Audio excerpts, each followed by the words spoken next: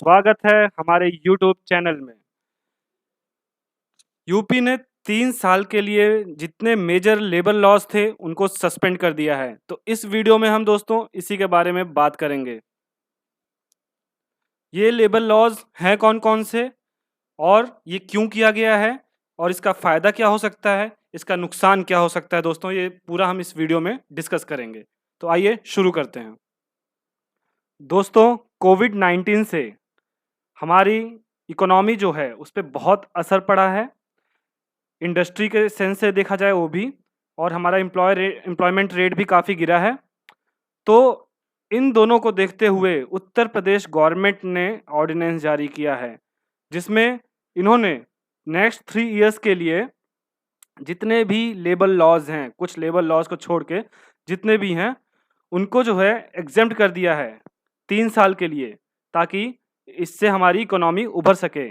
दोस्तों, जैसा आप जानते हैं कि यूपी से बहुत सारे वर्कर्स हैं जो माइग्रेट करते हैं दूसरे स्टेट्स में, तो उनके लिए यूपी गवर्नमेंट ने ये कदम उठाया है ताकि उनको जो है, उनको यूपी में ही काम मिल जाए। और साथ-साथ में इसी के बहाने उत्तर प्रदेश गवर्नमेंट चाहती है कि जो फर्दर इंडस्ट्रीज़ हैं, कंपनीज़ अपनी जो फैक्ट्रीज़ हैं, वो सब यहीं सेटअप करें, उत्तर प्रदेश में सेटअप करें उसका, और इसकी वजह से हमारे स्टेट में इन्वेस्टमेंट भी आएगा।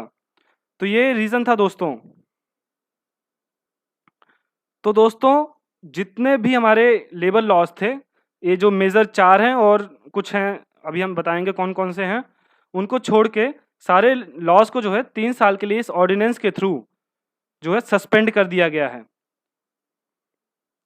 तो दोस्तों, सूत्रों के अनुसार जो लेबर डिपार्टमेंट में 40 टाइप के लेबर लॉज हैं, जिसमें से 30 लेबर लॉज सस्पेंड कर दिए गए हैं। तो दोस्तों देखिए, more than 30 labour laws has been suspended. जो 40 काइंड ऑफ लेबर लॉज हैं लेबर डिपार्टमेंट के, उसमें से 30 से ज़्यादा लेबर लॉज को सस्पेंड कर दिया गया है नेक्स्ट 3 इयर्स के लिए दोस्तों। तो देखिए दोस्तों, कौन-कौन से लॉज हैं जो अभी भी एग्जिस्ट करेंगे। वो है हमारे building and other construction workers act 1996, workman compensation act 1923, bonded labour system abolition act 1976, and section 5 of the payment of wages act 1936, and it states that the workers have the right to receive timely wages। तो ये कहता है कि जो workers हैं उनको timely veg मिलना चाहिए, section 5 of the payment of wages act 1936। और भी कुछ लॉज हैं जो इम्पॉर्टेंट लॉज हैं, जो प्रोटेक्ट करते हैं फीमेल्स को, वेमेन को, और जो हमारे चाइल्ड हैं, तो उनको प्रोटेक्ट करने के लिए भी ये कंटिन्यू रहेंगे। ये लॉ, ये अबॉलिश नहीं हुए हैं, अबॉलिश नहीं है, सस्पेंड नहीं हुए हैं। तो ये हमारे हुए the maternity act, equal remuneration act and child labour act. और जो बाकी लॉज हैं वो डिफंक्ट हो जाएंगे। और इसमें क्या क्या इंक्लूड किए गए हैं, जो मतलब जो एरियाज हैं, कि कौन कौन से एरियाज हैं, जैसे हो गया settling industrial disputes, occupational safety, health and working conditions of workers, and those related to trade unions, contract workers and migrant laborers। तो दोस्तों, जैसे हो गया सेटलिंग इंडस्ट्रियल डिस्प्यूट्स, जो माइनर इश्यूज हैं, मान लीजिए कुछ ग्रीवेंस हैं जो इतने इंपॉर्टेंट नहीं है, जिससे जो है वर्कर के ऊपर कोई बहुत ज़्यादा इफेक्ट नहीं कर रहे हैं। ऑक्यूपेशनल सेफ्टी हो गया आपका, कि बेसिक सेफ्टी मेजर्स जो है ले लिया जाए, और ये नहीं कि जो है बहुत ज़्यादा उस पे ध्यान, बहुत ज़्यादा मतलब एक्सेस में, कि जिससे कंपनी के ऊपर प्रेशर आए, जो फंड प्रेशर आए। वैसे भी अभी जो है हमारे यहाँ फंड क्रंच चल रहा होगा कोविड-19 की वजह से। और हेल्थ एंड वर्किंग कंडीशन को भी थोड़ा-सा इससे जो है कॉम्प्रोमाइज़ कर सकते हैं। और बाकी जो ट्रेड यूनियंस हैं, उनके पावर शायद छीन लिए जाएँ। जो कॉन्ट्रैक्ट वर्कर्स और माइग्रेंट लेबरर्स से भी रिलेटेड लॉज़ हैं, उनको भी सस्पेंड कर दिया गया है। तो आप कहीं न कहीं ये मान सकते हैं कि इन लॉज़ को सस्पेंड करने की वजह से, फ्रीज़ करने की वजह से, जो फैक्ट्री ओनर्स हैं, उनको थोड़ा पावर मिला है। तो ये पावर मिलना भी चाहिए था, अभी इसके बारे में हम थोड़ा बात करेंगे। और जो नया ऑर्डिनेंस है, ये जैसे क्या होता था कि जो माइनर इश्यूज़ होते थे लेबर को लेके, तो उसकी वजह से एनफोर्समेंट विंग होती थी। वो जो है प्रेमाइसेस पे, फैक्ट्रीज़ के प्रेमाइसेस पे रेड मार देती थी। तो उन माइनर इश्यूज़ को असाइड कर दिया जाएगा, उसको ओवरलुक किया जाएगा। आपको पता होना चाहिए कि लेबर लॉ जो है कॉन्करेंट सब्जेक्ट में आता है। हमारे 3 सब्जेक्ट हैं, जो सेंटर सब्जेक्ट हुआ, स्टेट सब्जेक्ट और कॉन्करेंट सब्जेक्ट। कॉन्करेंट सब्जेक्ट में दोनों मिल के काम करते हैं, सेंटर और स्टेट। तो जो हमारा कॉन्स्टिट्यूशन ऑफ इंडिया है उसके अकॉर्डिंग ये कॉन्करेंट सब्जेक्ट में आता है, और स्टेट्स अपने खुद के, अपने स्वयं के जो लॉज हैं वो फ्रेम कर सकते हैं, बस उन्हें सेंट्रल गवर्नमेंट से अप्रूवल लेनी होती है। तो यूपी गवर्नमेंट ने अपने लेवल पे, क्योंकि ये कॉन्करेंट सब्जेक्ट है, तो अपने लेवल पे उन्होंने इन लॉज को जो है सस्पेंड किया है ऑर्डिनेंस लाके, और उसके अप्रूवल के लिए इन्होंने सेंट्रल गवर्नमेंट के पास भेज दिया है, और सेंट्रल गवर्नमेंट के अप्रूवल मिलते ही ये लागू हो जाएगा। दोस्तों कोविड-19 के कारण जो फैक्ट्रीज हमारी बंद हो गई हैं, उनके कारण जो है डायरेक्टली हमारा एम्प्लॉयमेंट कंडीशन है, जो नेशन का एम्प्लॉयमेंट रेट है, उस पर बहुत असर पड़ा है। और जो हमारा CMIE है, यानी centre for monitoring Indian economy, इन्होंने बताया है कि 12.2 करोड़ के आसपास इंडियंस ने कोरोना वायरस लॉकडाउन की वजह से अप्रैल में जॉब्स को इनका जॉब जो है मतलब लॉस हुआ है, इनका जॉब लॉस हुआ है इनका दोस्तों।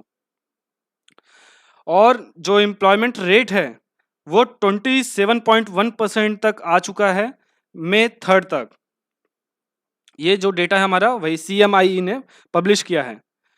दोस्तों गुजरात ने भी जो है यूपी MP के साथ, MP ने भी इसको जो है कोशिश की है इसमें ऐसा ही फेरबदल करने की। गुजरात भी अब इनको ज्वाइन कर रहा है और जो है लॉज में ढील देना चाहता है, और इनको कुछ और स्टेट्स भी हैं जो फॉलो कर रहे हैं। दोस्तों वुहान में कोरोना वायरस के फैलने के वजह से वहां पे जो कई कंपनियां थी जो एस्टेब्लिश किया था, जिन्होंने अपनी फैक्ट्रीज को वो शिफ्ट करना चाहती हैं अब कहीं ना कहीं, तो यूपी गवर्नमेंट भी इसका फायदा लेना चाहती है। लेबर लॉज को अगर वो ईज करेगी तो शायद जो है रेट्स कुछ कम गिरें, और भी जो लॉस थे, जो कारण बनते थे, जो है कंपनियां जिनसे वजह से जो हेजिटेट करती थी हमारे यहाँ इन्वेस्ट करने में, तो शायद उससे कुछ ना कुछ फ़ायदा मिले, और यूपी गवर्नमेंट भी इसी की आशा करता है, इसलिए इन्होंने शायद लेबर लॉस को कम किया है। तो यूपी गवर्नमेंट के पास वर्कर्स की बहुत भारी मात्रा है जो माइग्रेट करते हैं दूसरे स्टेट्स में, तो उनको कहीं ना कहीं वो वापस आ चुके हैं यूपी में ही। तो दो चीज़ें, एक तो प्रॉब्लम क्रिएट हो रही है कि इतना अनएम्प्लॉयमेंट है, और दूसरा ये कि उसका फ़ायदा उठाने के लिए यूपी गवर्नमेंट, कि इससे उनको भी फ़ायदा मिले और स्टेट को भी फ़ायदा मिले, वो चाहती है कि और इन्वेस्टमेंट आए। तो इन्होंने जो माइग्रेंट वर्कर्स वापस आए उनको यहीं पे जो है जॉब देने की सोची है, और इसके लिए यूपी गवर्नमेंट ने कई कंपनीज के डेलीगेट से वीडियो कॉन्फ्रेंसिंग के थ्रू बात भी की है। ठीक है, तो दोस्तों आशा करता हूं इतना आपको समझ आ गया होगा। दोस्तों अगर देखा जाए, अगर हम जो है लेबर को एक साइड रखें और जो इंडस्ट्री उसको एक साइड रखें, तो इन लॉस से लेबर्स को लॉस हुआ है, और जो इंडस्ट्रीज हैं उनको थोड़ा ज़्यादा पावर, थोड़ा क्या काफ़ी पावर मिली है। तो हो सकता है कि जो इंडस्ट्रीज हैं उसका थोड़ा नेगेटिव वे में ले उसको और फायदा उठाएं उससे। लेकिन बात ये भी है कि लेबर वो भी कहीं ना कहीं चाहता है कि उसको एम्प्लॉयमेंट मिले, क्योंकि वो भी जो है अनएम्प्लॉयड है। इंडिया में काफ़ी ऐसे लेबर हैं जो डेली वेज पे अपना सर्वाइवल करते हैं, वो काफ़ी हिट हुए हैं इससे, तो वो शायद इतना डिसएग्री ना करें इस लॉ से और कॉम्प्रोमाइज़ कर लें। और दोस्तों ध्यान ये भी देना चाहिए कि कंपनी जो है उनको मोरल वैल्यूज़, एथिक्स जो है इनको फॉलो करना चाहिए। नहीं तो कहीं ऐसा ना हो कि जो स्टेट गवर्नमेंट है देखे कि इन जो ईज़ किए गए हैं लेबर लॉज, इनका एक गलत फ़ायदा उठाया जा रहा है, तो स्ट्रिक्ट एक्शन ले सकती है गवर्नमेंट। हो सकता है कि पनिशमेंट्स वगैरह दे, और हो सकता है कि लेबर लॉज को जो ईज़ किए गए हैं और इन अपने इस ऑर्डिनेंस को वो बैक मतलब वापस बुला ले। तो दोस्तों कहीं न कहीं इंडस्ट्री को ये समझना होगा कि दोनों एक दूसरे को यहाँ पे दोनों एक दूसरे की नीड है, और ऐसा समय है कि अगर हम साथ में लेबर जो है उनके साथ, इंडस्ट्री के साथ, और इंडस्ट्री लेबर के लिए काम करे, एक मेंटल रेवोल्यूशन आए दोस्तों, तो कहीं ना कहीं ये हमारी इकोनॉमी के लिए फ़ायदा है, इंडस्ट्री के लिए फ़ायदा है, और हमारे लेबर्स के लिए भी फ़ायदा है। और इंडस्ट्रीज़ को फाइनली ये भी ध्यान रखना चाहिए कि कई बार अगर वो गलत फ़ायदा उठाने की कोशिश करते हैं लॉज़ वगैरह के रिलैक्सेशन की, या कोई भी लॉज़ के वो गलत उपयोग करते हैं, तो कहीं न कहीं जो है कुछ हार्मफुल इंसिडेंट्स भी हो सकते हैं, अराइज़ हो सकते हैं। आपने मानेसर पावर प्लांट में भी देखा होगा, एक हार्मफुल इंसिडेंट अराइज़ हुआ था। तो इससे भी इंडस्ट्री को थोड़ा बचने की कोशिश करना चाहिए और एक ह्यूमेन अप्रोच लेके चलना चाहिए लेबर्स के प्रति, क्योंकि जो कंपनी उनकी बनी है शायद वो कहीं न कहीं लेबर की वजह से ही इतना प्रोडक्ट जो मैन्युफैक्चर हो रहा है, जो कंस्ट्रक्शन हो रहा है, ये सब शायद लेबर्स के वजह से ही हो रहा है। तो दोस्तों ये था हमारे आज का वीडियो एनालिसिस। तो आशा करता हूँ आपको समझ आया होगा। वीडियो पसंद आया हो तो लाइक कीजिए, शेयर कीजिए, हमारे चैनल ज्ञान सफारी को सब्सक्राइब कीजिए, बेल आइकन को प्रेस करना ना भूलें दोस्तों, ताकि आपको हमारे वीडियोज़ के नए-नए वीडियोज़ के दोस्तों नोटिफ़िकेशंस मिलती रहें। थैंक यू दोस्तों।